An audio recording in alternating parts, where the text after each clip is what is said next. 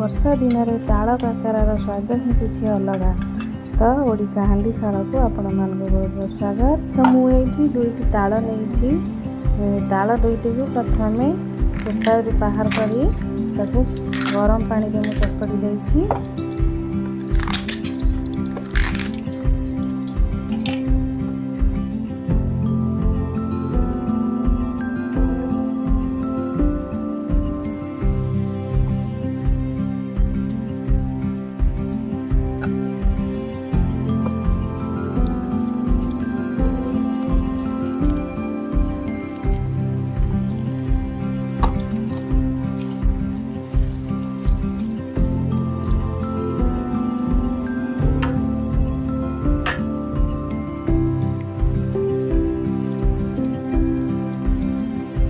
ଦେଖନ୍ତୁ ତାଳକୁ ମୁଁ ଏମିତି ଚକଟି ତାର ରସ ବାହାର କରିଦେଇଛି।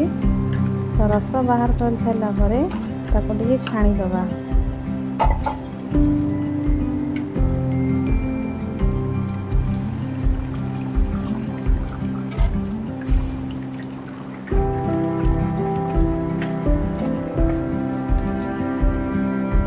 ତାପରେ ତାଳ ମଣ୍ଡଟିକୁ ଗ୍ୟାସରେ ବସାଇବା।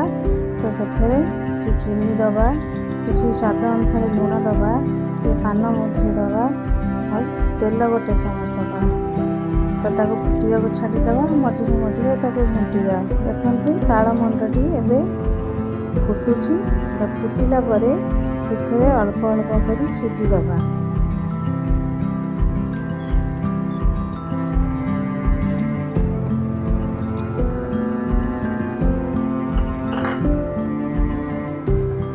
ମୁଁ ଏଥିରେ ସୁଜି ସହ ଅଳ୍ପ ଚାଉଳ ଗୁଣ୍ଡ ବି ଦେଇଛି। ତ ଆପଣ ଚାହିଁଲେ ଅଟା କି ମଇଦା ବି ଦେଇପାରିବେ।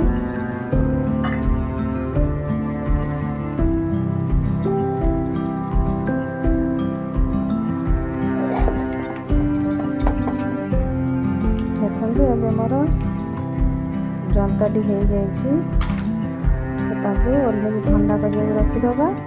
ଆଉ ତାଳ କାକରାରେ ପୁର କରିବା ପାଇଁ ନଡ଼ିଆ ପୁରଟି କରିବା। ତ ସେଥିରେ ନଡ଼ିଆ, ଚିନି, ଗୁଜୁରାତି ଗୁଣ୍ଡ, ଅଦା ସବୁ ଦେଇକି ତାକୁ ପୁରଟିକି ଭାଜିଦେବା।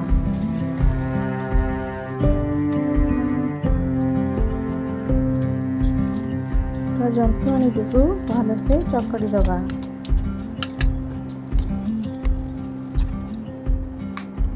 ତ ଚକଟି ସାରିବା ପରେ ଆମେ ତାଳ କାକରାକୁ ବନେଇବା। ମୁଁ ଏଠି ତେଲ ଦେଇକି ପିଠାଟି ବନେଇଛି। ତ ଆପଣ ଚାହିଁଲେ ପାଣି ହାତ ହେଇକି ବି ପିଠାଟି ବନେଇ ପାରିବେ।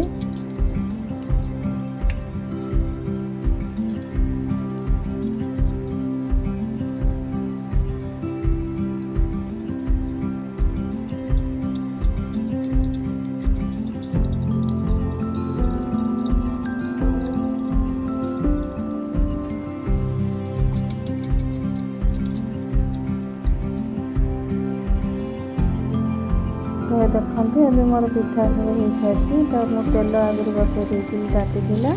ତ ସବୁ ଗୋଟେ ଗୋଟେ କରି ତାକୁ ଛାଣିବା। ଆପଣଙ୍କୁ ଯଦି ମୋ ରେସିପି ଭଲ ଲାଗେ ଲାଇକ୍ କରିବେ, ସେୟାର କରିବେ, ସବସ୍କ୍ରାଇବ୍ କରିବେ ଆଉ କମେଣ୍ଟରେ କହିବେ କେମିତି ଲାଗିଲା। ତ ପିଠାର ଗୋଟେ ସାଇଡ଼୍ ହେଇସାରିଲାଣି, ତାକୁ ଓଲଟେଇ ଦେବା।